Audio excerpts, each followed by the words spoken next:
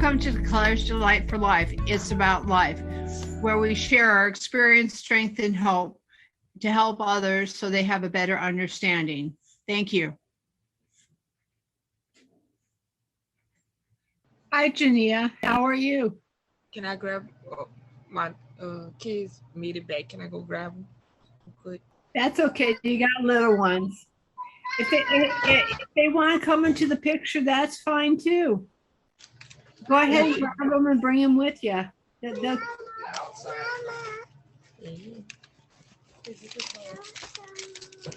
That's adorable. Okay, we're going to get started. I'm Jenea Frederick. I'm a career development coach for professional moms, whether they're working moms unfulfilled in their career or stay-at-home moms ready to return to the workplace, find careers that they actually love and pay them what they are worth without minding that they moms and without them having to go back to school or feeling mom guilt. Okay. Let's go back to your childhood. What did you overcome and what did you come through as a child? Go ahead. Take it away. When I was 20 or when I was younger than 20? You're age 0 to 10 years. Okay. So at that age, I don't remember really overcoming anything at that age because I was very shy. I didn't really talk too much. But I was kind of like a hothead too. Like people would look at me wrong, I would want to fight them and stuff. So maybe that's what I overcame at that young age. But I was mostly to myself. What were your brothers and sisters like? I'm the oldest of 4. I have. Can I stop you there? I'm the oldest of 4 kids. Isn't it fun being the oldest? Mm-hmm. So the oldest of the 4. My sister after me is more outspoken than me. She's very assertive. Well, bossy. Because assertive and being bossy is 2 different things. My viewpoint. Then I have a brother. Then it's my brother. Currently, he's incarcerated. And then I have a younger baby sister she is outspoken. She's the generation of the bunch, like the red hair, blue hair. She's the one that personality, she wear it. I'm sorry to hear that your brother's incarcerated. I hope that goes well for your family. I used to work in corrections myself as a corrections officer, so that's cute. No, this is my daughter. Oh, introduce your daughter? Yes. Her name is Juliana and she's 1 year old. She was born in the pandemic, the day that they shut everything down, March 13th. Looks like she's the love of your life. Yes, very interesting, very interesting. Okay, let's go from 10 to 20 years as far as that's concerned, things you've overcome and you've worked yourself way through. Go ahead. From 10 to 20, I overcame the fact that I'm not perfect. Could you speak up a little bit? Could you speak up? I overcame the fact that I'm not perfect. That I am who I am. That's who I am. Couldn't change it about myself. So I kind of stayed the same person who I was. Figured out who I was. Now, from 20 to now was very interesting. That was the climax of my life. Explain your climax.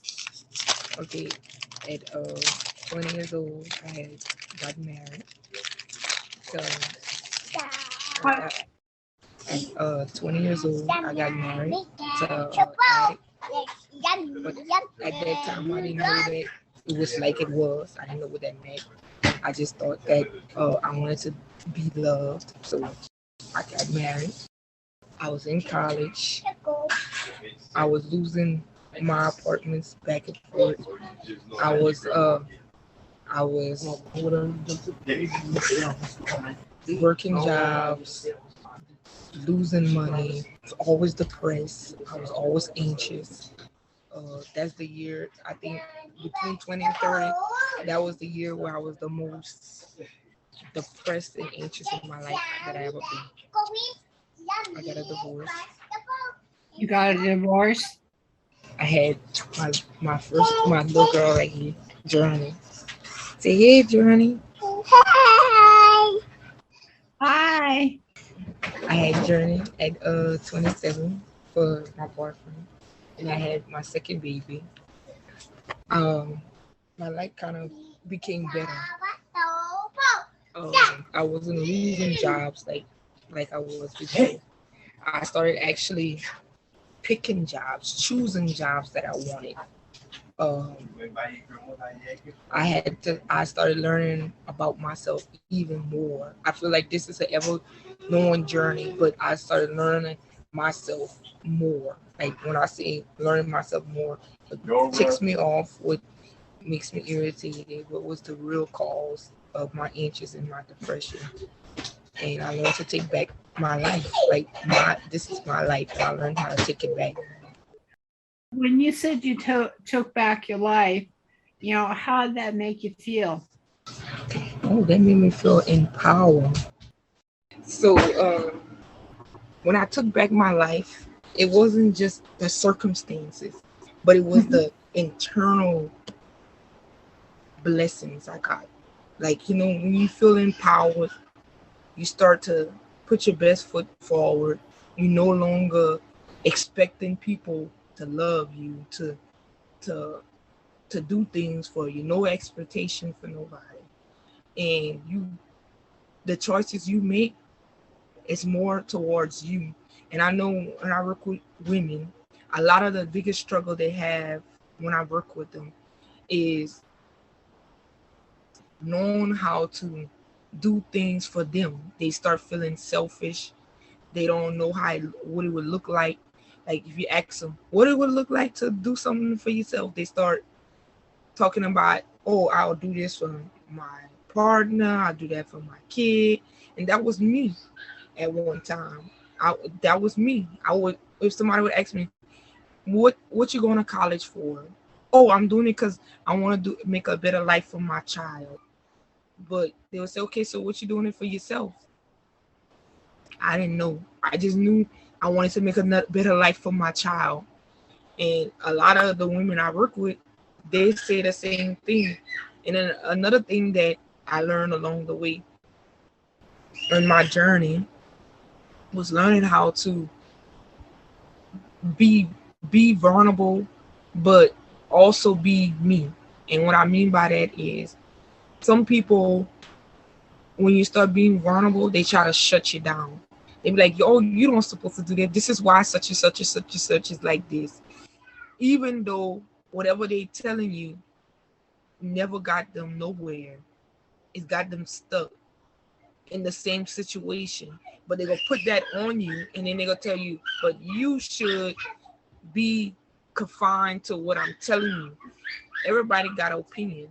Everybody got advice, but not everybody advice and opinion was right for me.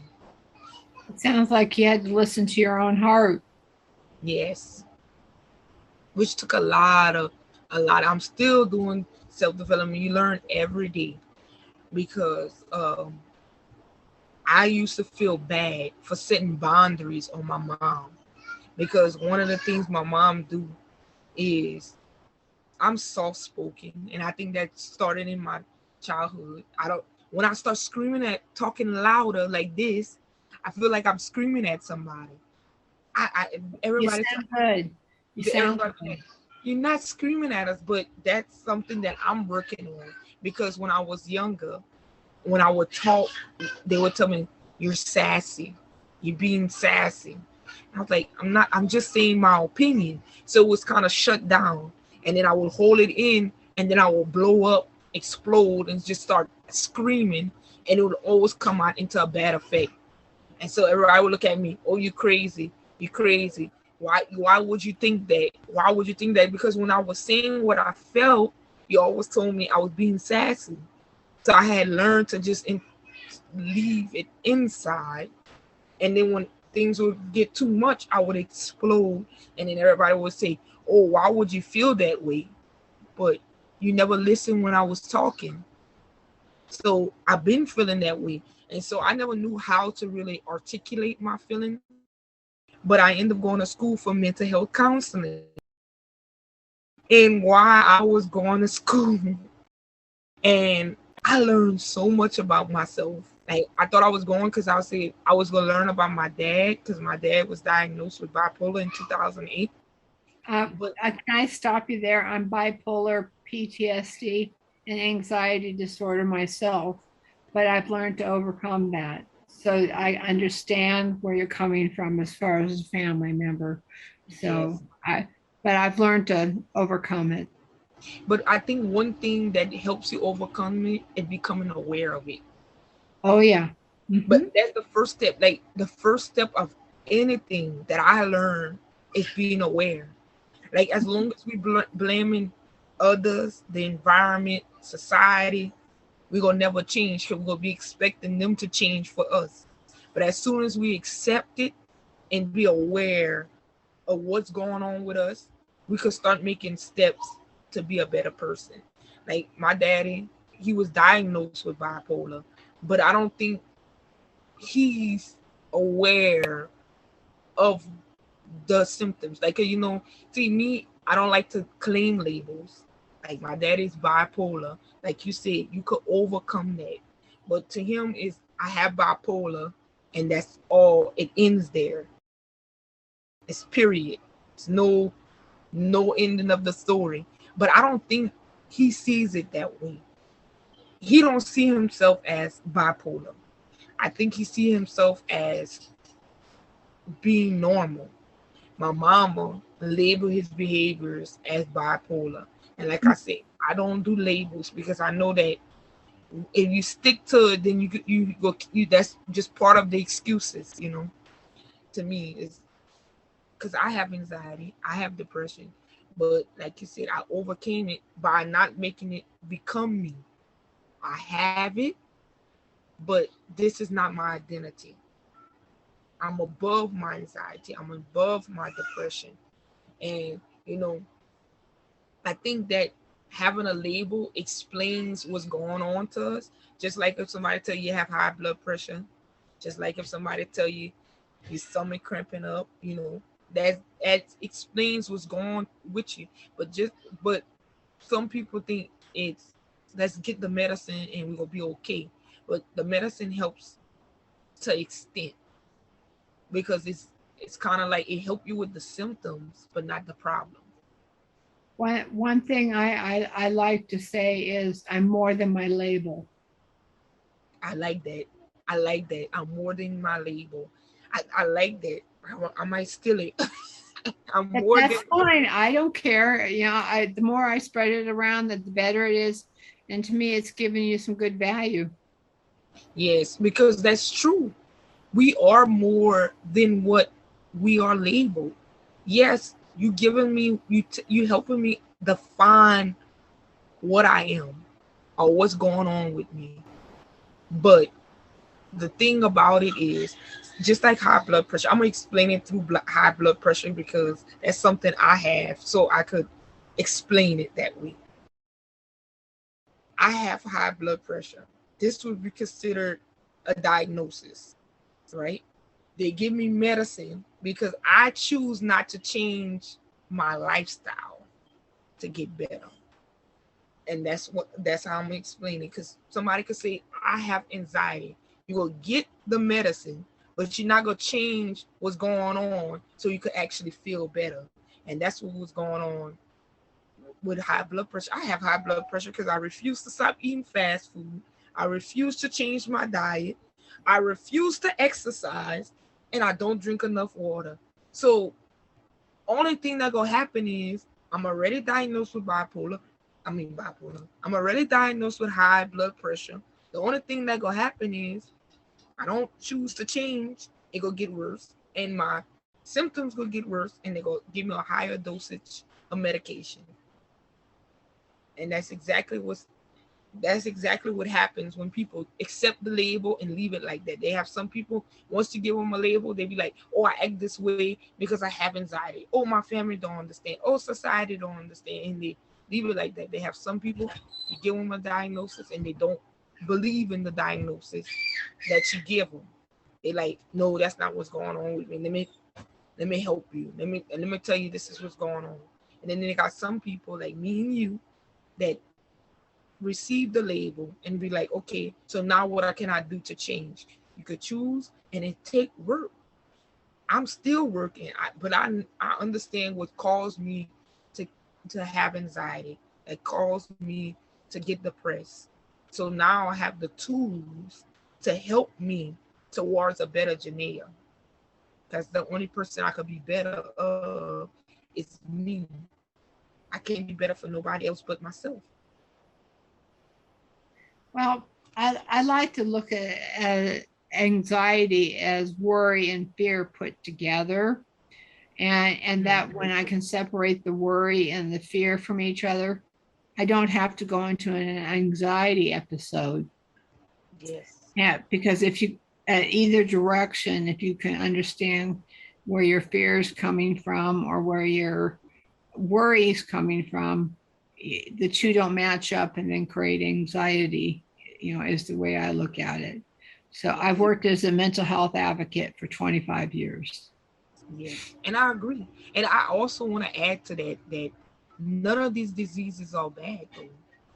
None of them. I feel like anxiety tells us about ourselves. Like you said, it tells us if we're worried or we're fearful. Depression tells us something in our life is not making us happy. I work with people that had ADHD. It tells you just learn different from everybody. Like everybody want to put it in a box or what normal look like, but everybody's unique. Like everybody's unique.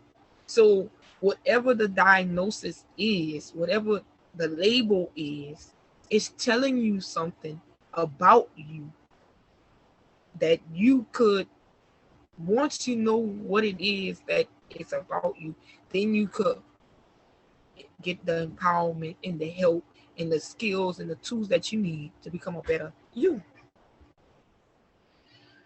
Great. We're going to kind of wrap this up for now. If there were three takeaways that you could give our audience, what do you think they would be? Okay. First of all, uh, is know who you are. When you have these negative emotions, pay attention to it and see what it's telling you. Second, I like the I'm more than my label. I really like that. I'm more than my label. Third, I would say our takeaway is that you these diagnoses it's not don't mean you bad. It don't really mean nothing. It means that something needs to change in your life. That's why we go always. You can't really get rid of it. You can't get rid of anxiety. You can't get rid of depression. You can't really get rid of none of that. You gotta step in it. What is causing it? And then I gotta be like, okay, so now I need to do this, this, and this, or whatever it is that you need to do. But it's not because you're a bad person. Well, thank you very much. I appreciate you being on Declares Delight for Life. It's about life.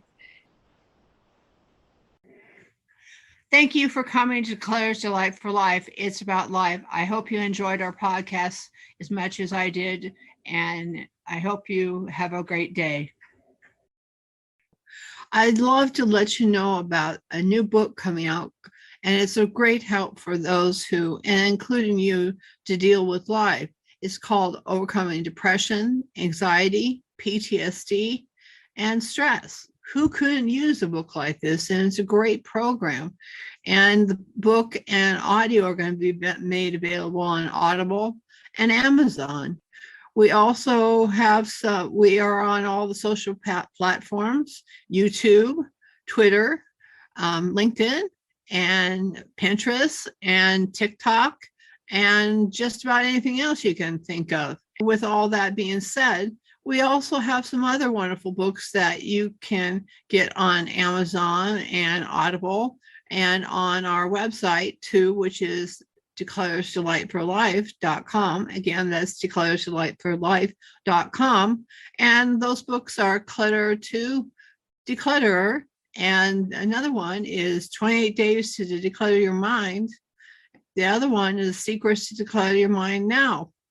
These were written with lots of love and experience, these books, to really help you on your journey in life, because I know, having gone through so much in my life, these are written from the heart to see that you too can succeed despite your situations.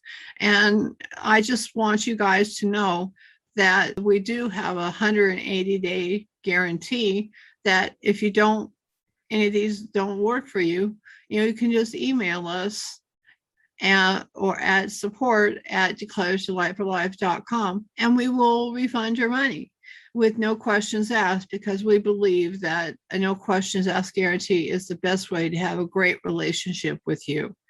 And with that said, you know what? I hope you enjoyed this episode of Declares Delight for Life. It's about life, sharing your experience, strength, and hope.